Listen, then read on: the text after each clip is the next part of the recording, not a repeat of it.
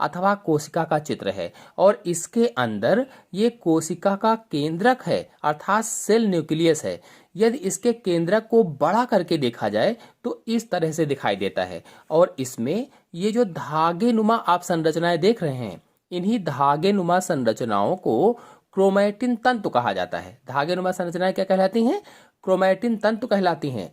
और मैंने पिछले वीडियो में आपको बताया था कि कोशिका विभाजन के समय, सेल डिवीजन के समय यही धागे नुमा जो संरचनाएं होती हैं ये छोटी छोटी हो जाती हैं और मोटी हो जाती हैं। यानी ये छोटे छोटे हो जाते हैं और मोटे हो जाते हैं और साफ साफ दिखाई देने लगते हैं। तब इन्हें यानी इन क्रोमैटिन तंतु को गुणसूत्र कहा जाता है अथवा क्रोमोसोम कहा जाता है। यानी सेल डिवीजन के समय छोटी हो जाती है, मोटी हो जाती हैं, स्पष्ट दिखाई देने लगती हैं, तब इनको गुणसूत्र कहते हैं या क्रोमोसोम कहते हैं।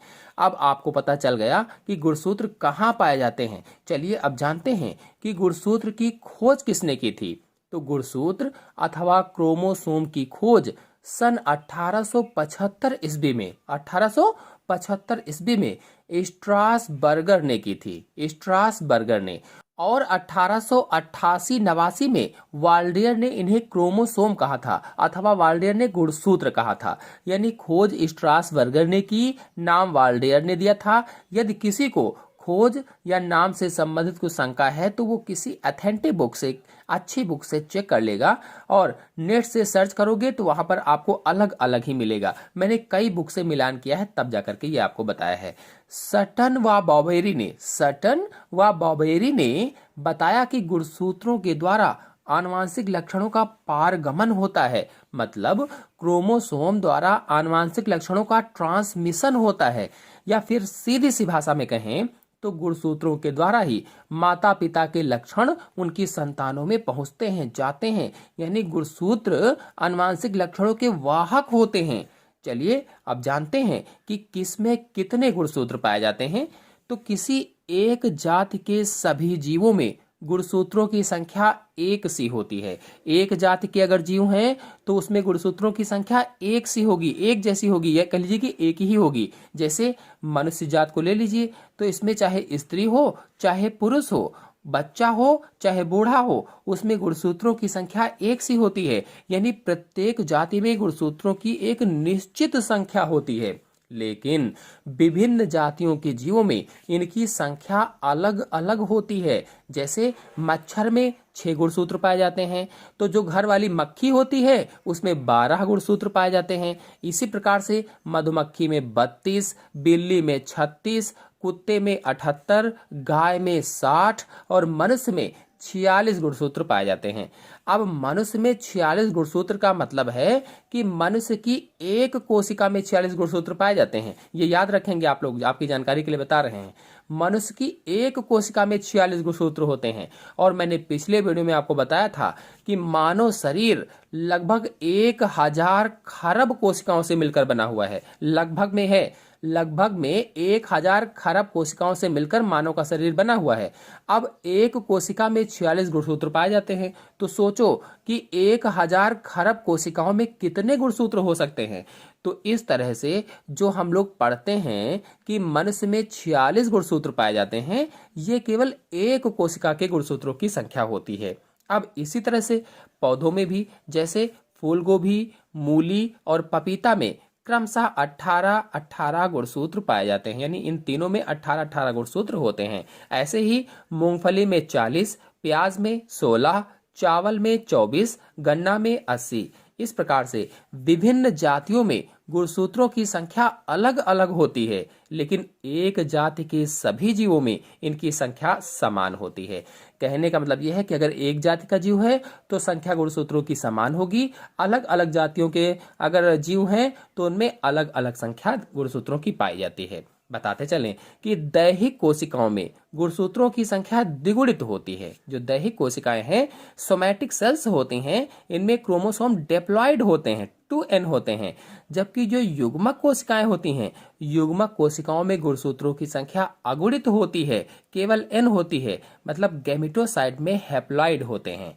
अमाप अगर साइज की बात की जाए, अमाप या साइज की बात की जाए किसकी? गुणसूत्रों की, तो इनकी औसत लंबाई 3 से 5 म्यू तक होती है। 3 से 5 म्यू तक। और व्यास की अगर बात की जाए तो व्यास 0.2 से 3 म्यू तक होता है। ये औसत की बात मैंने बताई है, औसत लंबाई की बात। चलिए अब गुणसूत्रों की संरचना को समझ लेते हैं, अर्थात स्ट्रक्चर ऑफ क्रोमोसोम के बारे में जान लेते हैं।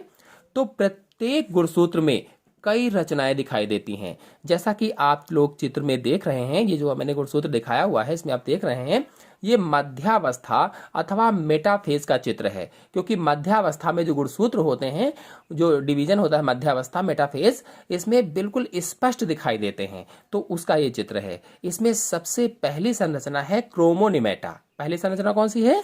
ये वाली क्रोमोनिमेटा। प्रत्येक गुणसूत्र 2 ऐंठे हुए सूत्रों का बना होता है। ऐंठे हुए सूत्रों का मतलब हर एक क्रोमोसोम या गुणसूत्र में कुंडलित धागे जैसी 2 रचनाएं होती हैं, और उन्हीं धागे जैसी रचनाओं को क्रोमोनिमेटा बोला जाता है। तो ये जो 2 ऐंठी हुई संरचनाएं आप लोग देख रहे हैं, यही दोनों ऐंठी हुई संरचनाएं क्रोमोनिमेटा कहलाती हैं, या कह लीजिए कि क्रोमोनिमेटा हैं। इनमें से एक को क्रोमोनिमा बोला जाता है, दोनों को मिलाकर क्या कहते हैं? क्रोमोनिमेटा बोला जाता है। लेकिन अगर एक को कहें तो क्रोमोनिमा बोला जाता है। बाद में यही सूत्र गुणसूत्र के 2 अर्धसूत्र या क्रोमैटिड बनाते हैं। मतलब प्रत्येक क्रोमोनिमेटा एक क्रोमैटिड को प्रदर्शित करता है, ये कह लीजिए। इसी क्रोमोनिमेटा के चारों ओर ये जो आप खाली स्थान देख रहे हैं, इस खाली स्थान को मैट्रिक्स कहा जाता है। जो क्रोमोनिमेटा है, इसके चारों ओर खाली स्थान को मैट्रिक्स कहते हैं। और इसके चारों तरफ पतली झिल्ली आपको दिख रही है, ये पतली झिल्ली पेलिकल कहलाती है। यानी कि क्रोमोनिमेटा के चारों ओर एक पतली झिल्ली होती है, जिसे पेलिकल कहा जाता है। फिर अगली संरचना है क्रोमोमियर्स। तो क्रोमोनिमेटा पर समान दूरी पर कणों जैसी उभरी हुई संरचनाएं होती हैं, दाने जैसी उभरी हुई संरचनाएं होती हैं, जिन्हें क्रोमोमियर कहा जाता है। मतलब क्रोमोनिमेटा पर ये जो थोड़ी थोड़ी दूरी पर आप गहरे रंग की संरचनाएं देख रहे हैं, इन्हीं संरचनाओं को ही, इन्हीं कणों को ही क्रोमोमियर्स कहते हैं। इन क्रोमोमियर के कारण क्रोमोनिमेटा मोतियों की माला के समान प्रतीत होता है। कहने का मतलब ये हुआ कि जैसे माला में मोती लगी होती हैं, वैसे ही क्रोमोनिमेटा पर क्रोमोमियर लगे होते हैं। क्रोमोमियर जीन की स्थिति को प्रदर्शित करते हैं। मतलब ये माना जाता है कि आनुवांशिक जीन इन्हीं क्रोमोमियर्स पर स्थित होते हैं। और हम सभी लोग जानते हैं कि जीन आनुवांशिक लक्षणों के वाहक होते हैं, माता पिता के लक्षणों को उनकी संतानों में ले जाते हैं। फिर अगली संरचना है प्राथमिक संकीर्णन तथा सेंट्रोमियर। गुणसूत्र अथवा क्रोमोसोम में एक सकरा भाग दिखाई देता है, या एक सकरा भाग होता है, जिसे प्राथमिक संकीर्णन कहा जाता है। इसी प्राथमिक संकीर्ण के अंदर ये जो आप स्पष्ट क्षेत्र देख रहे हैं, स्पष्ट संरचना देख रहे हैं, इसे सेंट्रोमियर कहा जाता है, या काइनेटोकोर कहा जाता है। सेंट्रोमियर या काइनेटोकोर कहा जाता है। सेंट्रोमियर गुणसूत्र को 2 भागों में बांटता है, 2 भागों में अलग अलग करता है कह लीजिए, या कह लो कि क्रोमोसोम को 2 भुजाओं में बांटता है। अच्छा, जब 2 भागों में बांटा तो ये दोनों बराबर भी हो सकते हैं या छोटे बड़े भी हो सकते हैं। जैसे इसमें छोटे बड़े हैं, कहने का मतलब है एक बड़ा है ये वाला भाग, और ये वाला भाग छोटा है। फिर अगली संरचना है द्वितीयक संकीर्णन। तो कुछ गुणसूत्रों में प्राथमिक संकीर्णन के अतिरिक्त एक और संकीर्णन होता है, जिसे द्वितीयक संकीर्णन कहा जाता है। जैसा कि आप लोग चित्र में देख रहे हैं, ये है द्वितीयक संकीर्णन। और इस गुणसूत्र में आप लोग देख भी रहे हैं कि पहला संकीर्णन ये वाला है और दूसरा संकीर्णन ये वाला है। फिर अगली संरचना है सैटेलाइट। तो गुणसूत्र का द्वितीयक संकीर्णन के आगे वाला भाग, जो दूसरा वाला संकीर्णन है, इसके आगे वाला ये वाला भाग